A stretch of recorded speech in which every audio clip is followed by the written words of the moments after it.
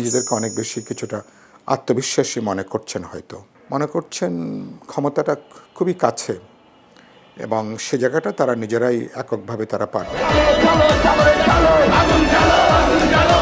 রাজপথে যুগপথ আন্দোলনের নেতৃত্বে থাকা বিএনপিকে নিয়ে শরিকদের এই মন্তব্যের পেছনে কি শুধুই মনোনয়ন প্রশ্নের স্বপ্নভঙ্গ নাকি অন্য কিছু?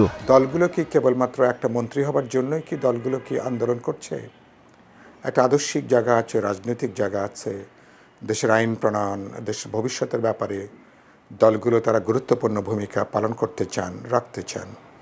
ব্যাপারটা এরকম না যে আপনি কেবলমাত্র আপনি মন্ত্রী পরিষদে কাউকে কাউকে আপনি যুক্ত করলেন, ব্যাপারটা এরকম না। আপনি যেটা করতে চান তার তো প্রথম প্রমাণ হবে পার্লামেন্টের শরিকদেরকে আপনি মর্যাদা দিয়ে, সম্মান দিয়ে এবং তারা যেটা ডিজার্ভ করেন ন্যায্যতভাবে, এবং সে জায়গাটাকে আপনি এনশিওর করছেন কিনা। বিএনপির সাথে আমরা আন্দোলন করলাম, সংগ্রাম করলাম, এখন নির্বাচনের সময় আমাদের চিনতেছে না, আমাদের সাথে যোগাযোগ রাখলে আমাদের সিট অন্য জায়গায় দিয়ে দিচ্ছে।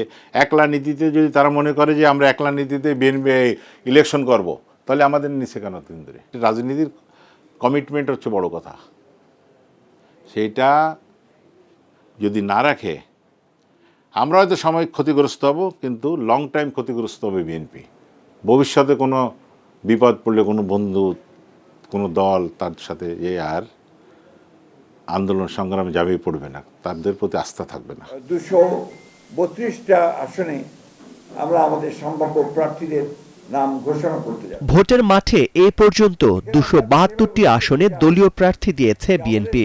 তাতে নেই যুগপথ আন্দোলনের জোট ও দল মিলে 34 শরিকের কারো নাম। তবে 28টি আসন এখনো ফাঁকা রেখেছে বিএনপি।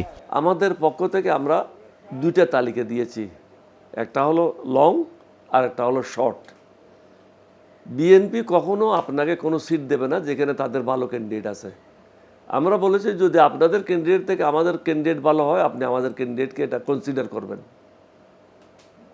সুতরাং এখানে আমাদেরকে আলাপ আলোচনার মাধ্যমে সমস্যাটা নিরসন করতে হবে। এখানে ঝগড়াঝাটি করার বা ইগো নিয়ে বসে থাকার কোনো উপায় নেই। আমাদের সবাইকে চিন্তা করতে হবে দেশের মঙ্গলের জন্য, ব্যক্তিগত মঙ্গলের জন্য, পার্টির মঙ্গলের জন্য চিন্তা করে লাভ হবে না।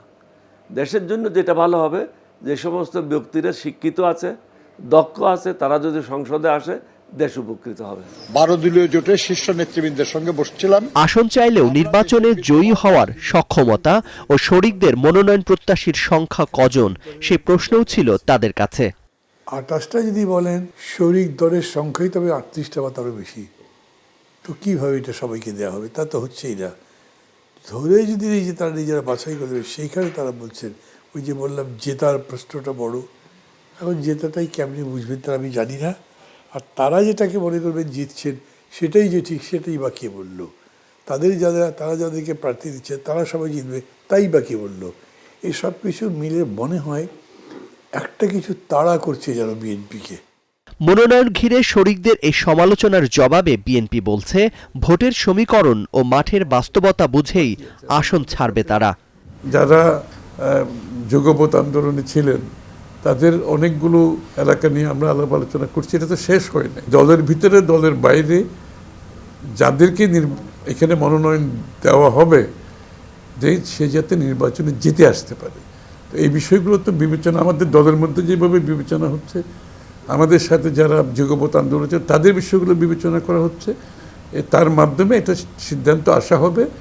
সবশেষ 2018 সালের জাতীয় নির্বাচনে ছিল বিএনপি। তখন জাতীয় ঐক্য ফ্রন্ট ও 20 দলীয় জোটের জন্য 58টি আসন ছেড়েছিল তারা। আর 2008 সালের নির্বাচনে 4 দলীয় জোট শরিক শুধু জামায়াত ইসলামীকেই দিয়েছিল 39টি আসন। বাংলাদেশকে বিচ্ছিন্ন। Zakaria Ahmed, star news, Dhaka.